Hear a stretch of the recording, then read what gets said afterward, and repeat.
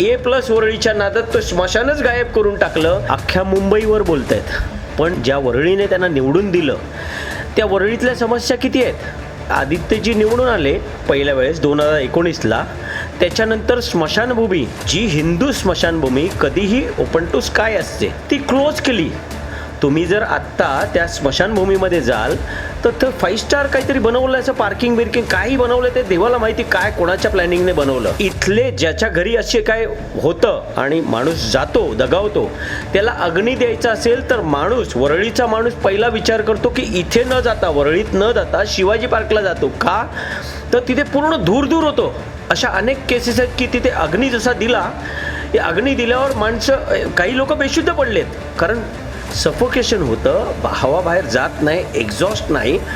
आता त्यांनी काय केलं का 4 सीझन हॉटेलबरोबर काय केलं आम्हाला माहीत नाही. पण विषय असा आहे की ज्या घरात माणूस जन्माला येतो तो जाणार असतो. प्रत्येकाच्या घरात ही समस्या असते.